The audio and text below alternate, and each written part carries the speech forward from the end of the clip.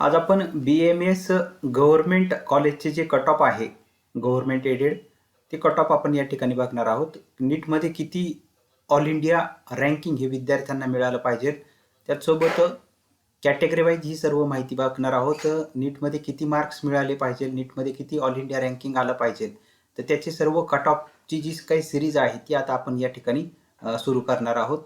तर याविषयी बऱ्याच विद्यार्थ्यांनी माहिती विचारलेली होती की BMSची कट ऑफ सिरीज कधी सुरू होणार आहे, तर ती कट ऑफ सिरीज आता आपण सुरू करतोय. 2020-21 साली जे ॲडमिशन झालेले होते 2020-21मध्ये, तर त्याची सर्व ही अधिकृत माहिती आपण या ठिकाणी बघणार आहोत. Quota wise list of a last admitted candidate in BMS government aided colleges. BMSचे जे शेवटच्या विद्यार्थ्याचं ॲडमिशन झालेलं होतं त्या कॅटेगरीमध्ये, त्या विद्यार्थ्याला किती नीटमध्ये मार्क्स होते आणि नीटमध्ये किती ऑल इंडिया रँकिंग होतं, ती माहिती आपण या ठिकाणी बघणार आहोत. की ज्या तेवढ्या मार्क्सपर्यंत किमान किंवा त्याच्यापेक्षा जास्त मार्क्स किंवा त्यापेक्षा जास्त ऑल इंडिया रँकिंग हे जर विद्यार्थ्यांनी मध्ये जर आले त्या रँकिंगमध्ये, तर निश्चित त्या कॉलेजमध्ये त्या विद्यार्थ्यांना ॲडमिशन मिळण्याची संधी जी आहे ती उपलब्ध होऊ शकते.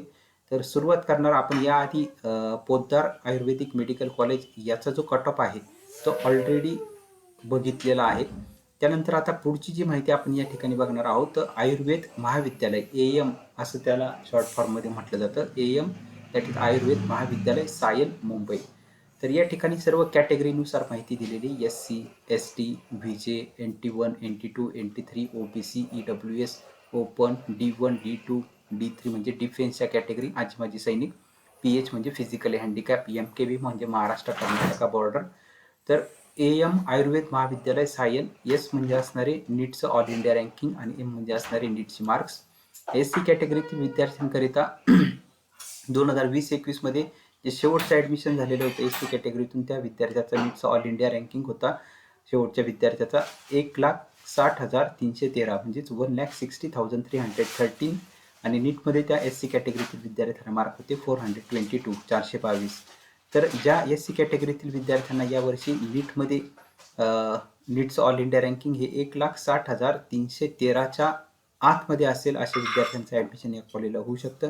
त्यासोबत नीटमध्ये यावर्षी ज्या विद्यार्थ्यांना 422 पेक्षा जास्त मार्क असतील किंवा 422च्या जवळपास मार्क असतील, असे सुद्धा विद्यार्थ्यांचं ॲडमिशन या कॉलेजमध्ये होऊ शकतं.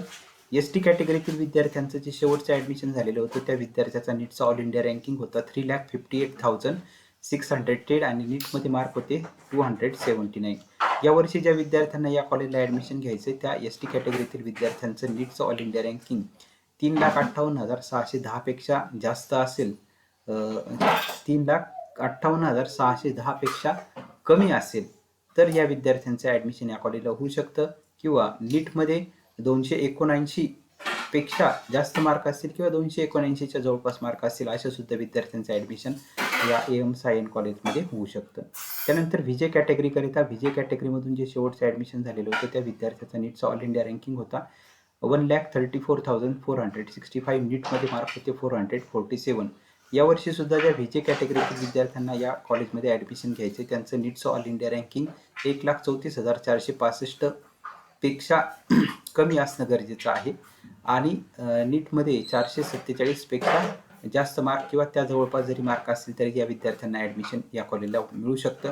त्यानंतर NT1 कॅटेगरीमध्ये ज्या विद्यार्थ्यांना नीटमध्ये 1,31,166 पेक्षा 66च्या आतमध्ये नीटचं ऑल इंडिया रँकिंग असेल, अशा सुद्धा विद्यार्थ्यांचं ॲडमिशन या कॉलेजला होऊ शकतं. आणि ज्या NT1 कॅटेगरीतील विद्यार्थ्यांना नीटमध्ये 451 पेक्षा जास्त मार्क असतील किंवा 451च्या जवळपास मार्क असतील, अशा सुद्धा विद्यार्थ्यांचं ॲडमिशन या कॉलेजमध्ये होऊ शकतं. त्यानंतर पुढची कॅटेगरी NT2 कॅटेगरी. NT2 कॅटेगरीमध्ये ज्या विद्यार्थ्यांचं नीटचं ऑल इंडिया रँकिंग 74,309 च्या बिलो जर असेल, च्या कमी असेल, 74,309च्या कमी असेल नीटचं ऑल इंडिया रँकिंग, अशा विद्यार्थ्यांचं ॲडमिशन या कॉलेजमध्ये होऊ शकतं. त्याचसोबत ज्या विद्यार्थ्यांना NT2 कॅटेगरीतून नीटमध्ये 515 पेक्षा जास्त मार्क असतील किंवा 515च्या जवळपास मार्क असतील, अशा सुद्धा विद्यार्थ्यांचं ॲडमिशन या कॉलेजमध्ये होऊ शकतं. NT3 कॅटेगरीमधून ज्या विद्यार्थ्यांना नीटचं ऑल इंडिया रँकिंग हे 85,421च्या आतमध्ये असेल, अशा विद्यार्थ्यांचं ॲडमिशन या कॉलेजमध्ये होऊ शकतं. त्याचसोबत ज्या NT3 विद्यार्थ्यांना नीटमध्ये 501 पेक्षा जास्त मार्क असतील किंवा 501च्या जवळपास मार्क असतील यावर्षी अशा सुद्धा विद्यार्थ्यांचं ॲडमिशन या कॉलेजमध्ये होऊ शकतं. त्यानंतर ओबीसी कॅटेगरीतील ज्या विद्यार्थ्यांना नीटमध्ये नीटचं ऑल इंडिया रँकिंग हे 91,223 91,023 च्या कमी असेल तर अशा विद्यार्थ्यांचं ॲडमिशन या कॉलेजमध्ये होऊ शकतं. आणि ज्या विद्यार्थ्यांना नीटमध्ये यावर्षी 495 पेक्षा जास्त मार्क असतील किंवा 495च्या जवळपास मार्क असतील अशा सुद्धा विद्यार्थ्यांचं ॲडमिशन या कॉलेजमध्ये होऊ शकतं. त्यानंतर EWS म्हणजे इकॉनॉमिकली विकर सेक्शन, आर्थिकदृष्ट्या मागास प्रवर्ग. तर ज्या विद्यार्थ्यांना EWS कॅटेगरीमधून नीटचं ऑल इंडिया रँकिंग यावर्षी 91,005च्या आतमध्ये असेल अशा विद्यार्थ्यांचं ॲडमिशन या कॉलेजमध्ये होऊ शकतं. त्यासोबत नीटमध्ये यावर्षीच्या EWS विद्यार्थ्यांना 495 पेक्षा जास्त मार्क असतील किंवा 495च्या जवळपास मार्क असतील अशा सुद्धा विद्यार्थ्यांचं ॲडमिशन या कॉलेजमध्ये होऊ शकतं.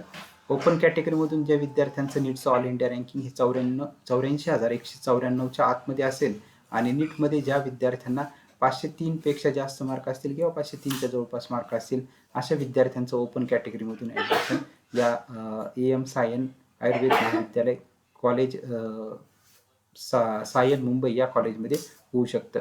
आता D1, D2, D3 म्हणजे डिफेन्स कोटा, ज्या विद्यार्थ्यांचे पालक आजी माजी सैनिक आहेत त्या विद्यार्थ्यांचा हा कोटा असतो. D1 कोट्यामधून ज्या विद्यार्थ्यांना यावर्षी नीटचं ऑल इंडिया रँकिंग हे 1,15,607च्या आतमध्ये असेल अशा विद्यार्थ्यांचं ॲडमिशन या कॉलेजला होऊ शकतं D1 कोट्यातून.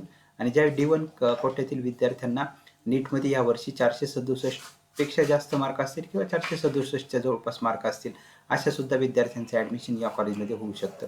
त्यानंतर D2 कोट्यामधून ज्या विद्यार्थ्यांना नीटमध्ये नीटचं ऑल इंडिया रँकिंग हे 1,46,745च्या आतमध्ये असेल अशा विद्यार्थ्यांचं ॲडमिशन यावर्षी या कॉलेजमध्ये होऊ शकतं.